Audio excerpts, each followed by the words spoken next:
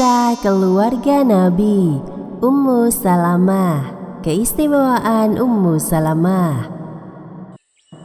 Ummu Salamah radhiyallahu anha adalah wanita cerdas dan bijaksana. Terdapat suatu peristiwa yang menunjukkan kecerdasan pemikirannya, yaitu dalam peristiwa Hudaybiyah. Saat itu Rasulullah SAW bersama para rombongan kaum muslim keluar dari Madinah ingin berumroh ke Mekah pada bulan Zulqa'dah tahun ke-6 Hijriah. Mengetahui hal tersebut, orang-orang kafir Quraisy berusaha menghalangi Rasulullah SAW untuk masuk Mekah, hingga terjadilah kesepakatan dalam perjanjian Hudaybiyah. Salah satu isi perjanjian tersebut adalah Nabi Muhammad SAW dan para sahabat harus kembali ke Madinah dan tidak boleh masuk ke Mekah, dengan ketentuan bisa kembali di tahun berikutnya. Tahun berikutnya, kaum muslim boleh masuk ke Mekah dan tinggal selama 3 hari tanpa senjata, kecuali senjata yang biasa dibawa oleh musafir berupa pedang yang tersarung. Sebenarnya banyak sahabat yang keberatan dengan beberapa poin dalam perjanjian Hudaybiyah tersebut karena memberatkan umat Islam. Namun Rasulullah SAW berbesar hati untuk menyetujuinya, karena hal ini memberikan keuntungan bagi kaum muslim, yaitu orang kafir Quraisy mengakui keberadaan agama Islam dan kaum muslim.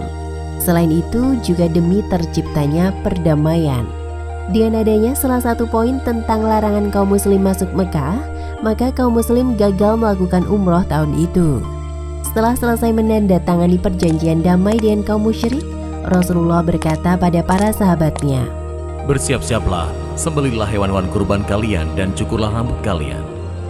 Saat itu tidak ada satupun dari para sahabat yang berdiri dan melaksanakan perintah beliau.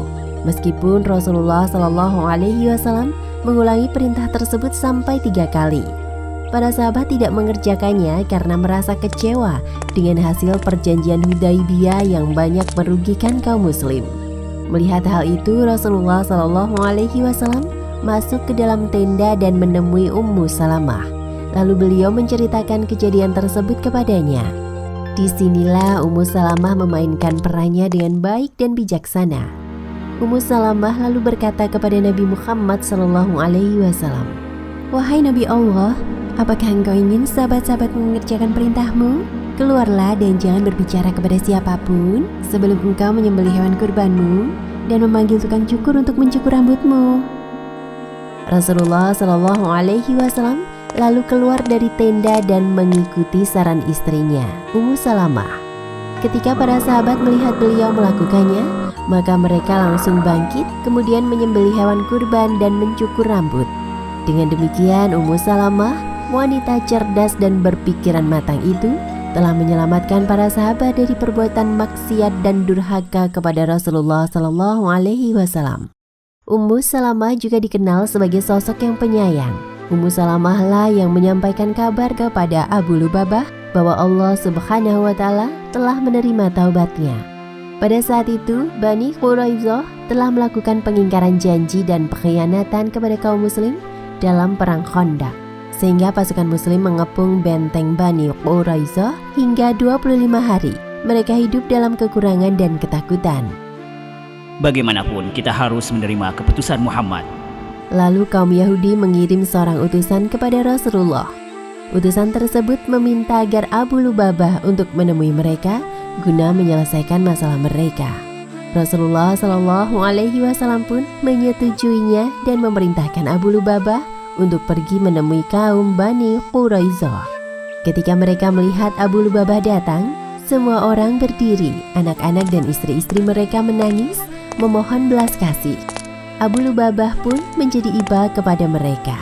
Pada saat itu mereka bertanya kepada Abu Lubabah, "Wahai Lubabah, bagaimana menurutmu? Apakah kami harus tunduk dan mengikuti keputusan Muhammad?" "Ya." Kemudian Abu Lubabah memberikan isyarat seperti orang sedang memotong urat lehernya. Ia memberitahukan hukuman yang disiapkan pasukan muslim kepada orang-orang kafir dan pengkhianat, yakni dengan memenggal kepala mereka. Padahal saat itu pasukan muslim merahasiakan hal itu. Setelah Abu Lubabah memberi isyarat itu, ia pun tersadar bahwa baru saja ia melakukan sesuatu yang seharusnya tidak dilakukan. Abu Lubabah merasa telah berkhianat kepada Allah Subhanahu wa Ta'ala dan Rasul-Nya. Ia sangat menyesal. Kemudian ia kembali dan tidak berani menemui Rasulullah Shallallahu Alaihi Wasallam. Sebagai pernyataan taubatnya, ia mengikatkan dirinya sendiri di salah satu tiang masjid seraya berkata, "Demi Allah, saya tidak akan meninggalkan posisi ini hingga Allah menerima taubatku atas kesalahan yang telah saya lakukan itu." Abu Lubabah mengikat dirinya selama 6 hari. Selama itulah ia terus beristighfar, memohon ampun kepada Allah Subhanahu wa Ta'ala. Istrinya datang untuk membuka ikatannya setiap kali datang waktu sholat. Lalu ia berwudu dan sholat, kemudian mengikat diri lagi. Akhirnya Rasulullah Shallallahu Alaihi Wasallam menerima wahyu dari Allah Subhanahu wa Ta'ala tentang diterimanya taubat Abu Lubabah ketika sedang berada di rumah Ummu Salamah. "Ya Rasulullah, bolehkah saya pergi untuk memberikan kabar ini kepada Abu Lubabah?" Silahkan, berilah kabar kepadanya. Ummu Salamah lalu pergi dan sesampainya di hadapan Abu Lubabah, ia berkata, "Wahai Abu Lubabah, berbahagialah, sesungguhnya Allah telah menerima taubatmu." Mendengar berita bahwa Abu Lubabah telah diterima taubatnya, kaum muslim langsung beranjak menuju Abu Lubabah untuk melepaskan ikatannya.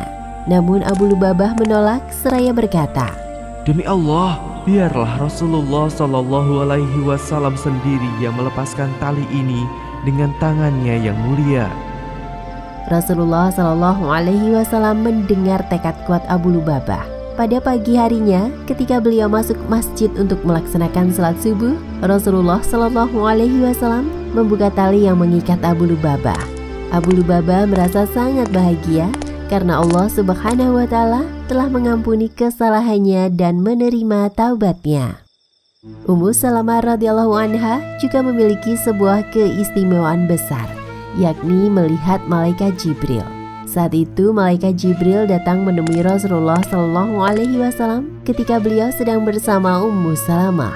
Lalu mereka berdua berbincang-bincang, kemudian Jibril pergi. Rasulullah Shallallahu Alaihi Wasallam bertanya kepada Ummu Salamah, "Apakah engkau tahu siapakah dia?" "Dia adalah dia." Dalam kesempatan lain, Ummu Salamah berkata, "Demi Allah, sungguh saya mengira ia adalah dia, sampai saya mendengar khutbah Rasulullah Shallallahu Alaihi Wasallam yang mengabarkan bahwa dia adalah malaikat Jibril alaihi salam." Dihyah bin Khalifah Al-Kalbi radhiyallahu anhu merupakan sahabat Nabi yang telah lama memeluk agama Islam. Ia adalah sosok rupawan dan raut wajahnya selalu menyenangkan bagi siapapun yang memandangnya. Ia membersamai Rasulullah di semua peperangan. Dia dikaruniai Allah berupa keutamaan yang tidak dimiliki sahabat lainnya. Di antara keutamaan yang ia miliki yaitu malaikat Jibril seringkali datang menemui Rasulullah Shallallahu Alaihi Wasallam dalam wujud menyerupai dirinya. Selain dikenal sebagai sosok wanita yang cerdas, Ummu Salamah juga sangat kritis. Kedudukannya dalam hal ilmu adalah nomor 2 setelah Aisyah radhiyallahu anha. Ummu Salamah pernah bertanya kepada Nabi Muhammad Shallallahu Alaihi Wasallam, sehingga Allah Subhanahu wa Ta'ala pun menjawab melalui firman-Nya, "Wahai Rasulullah, saya tidak mendengar Allah menyebut kaum wanita mengenai hijrah." Maka Allah Subhanahu wa Ta'ala menurunkan surat Ali Imran ayat 195. Maka Tuhan mereka memperkenankan permohonannya dengan berfirman, "Sesungguhnya aku tidak menyia-nyiakan amal orang yang beramal di antara kamu, baik laki-laki maupun perempuan, karena sebagian kamu adalah keturunan dari sebagian yang lain. Maka orang yang berhijrah, yang diusir dari kampung halamannya, yang disakiti pada jalanku, yang berperang dan yang terbunuh, pasti akan aku hapus kesalahan mereka, dan pasti aku masukkan mereka ke dalam surga-surga yang mengalir di bawahnya sungai-sungai sebagai pahala dari Allah, dan di sisi Allah ada pahala yang baik." Dikatakan pula Ummu Salamah pernah bertanya kepada Rasulullah Shallallahu Alaihi Wasallam tentang penyebutan wanita dalam Al-Quran. "Wahai Rasulullah, mengapa kaum wanita tidak pernah disebut-sebut di dalam Al-Quran sebagaimana kaum pria disebut-sebut di dalamnya?" Maka pada suatu hari ia dikejutkan oleh seruan Nabi Muhammad SAW dari atas mimbar. beliau membacakan surat Al-Ahzab ayat 35. Hai manusia, sesungguhnya Allah telah menurunkan firman-Nya yang mengatakan, sesungguhnya laki-laki dan perempuan yang muslim, laki-laki dan perempuan yang mukmin, laki-laki dan perempuan yang taat, laki-laki dan perempuan yang benar, laki-laki dan perempuan penyabar, laki-laki dan perempuan yang khusyuk, laki-laki dan perempuan yang bersedekah, laki-laki dan perempuan yang berpuasa, laki-laki dan perempuan yang memelihara kemaluannya, laki-laki dan perempuan yang banyak menyebut nama Allah. Untuk mereka Allah telah menyiapkan ampunan dan pahala yang besar. Ummu Salamah juga pernah berkata tentang wanita yang berperang dan bagian harta warisan wanita. Wahai Rasulullah, kaum laki-laki dapat ikut berperang, sedangkan kami kaum wanita tidak dapat ikut berperang. Di samping itu kami hanya memperoleh warisan setengah bagian.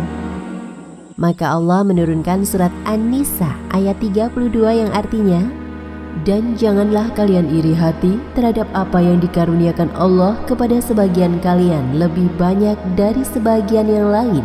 Karena bagi orang laki-laki ada bagian dari apa yang mereka usahakan, dan bagi para wanita pun ada bagian dari apa yang mereka usahakan. Dan memohonlah kepada Allah sebagian dari karunia-Nya. Sesungguhnya Allah Maha mengetahui segala sesuatu. Sebagai istri Nabi Muhammad SAW, Ummu Salamah radhiyallahu anha sering mendengar langsung bacaan Al-Quran dan ucapan-ucapan Rasulullah SAW. Ia dikenal sebagai seorang ulama wanita generasi sahabat. Banyak hadis yang diriwayatkan olehnya. Ummu Salamah radhiyallahu anha menjadi rujukan para sahabat dalam beberapa persoalan hukum dan fatwa. Jumlah hadis yang diriwayatkan oleh Ummu Salamah radhiyallahu anha mencapai 278 hadis. Ummu Salamah diberi anugerah memiliki umur panjang.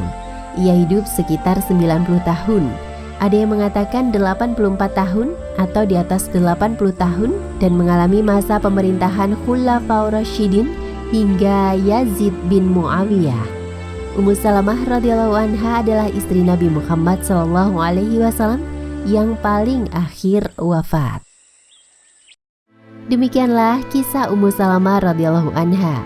Hikmah yang bisa diambil dari kisah tadi antara lain, pertama, dalam menghadapi suatu persoalan, hendaknya berpikir cerdas dan bijaksana, seperti yang dilakukan Ummu Salamah dalam peristiwa Hudaibiyah. Kedua, kita dapat meneladani sikap Ummu Salamah yang rajin, kritis, dan memiliki pemahaman luas serta mendalam. Ketiga, kita mengetahui bahwa Ummu Salamah memiliki banyak keistimewaan. Salah satunya beberapa ayat Al-Quran turun berkenaan dengan nalar kritis Ummu Salamah radhiyallahu anha. Wallahu a'lam bishawab.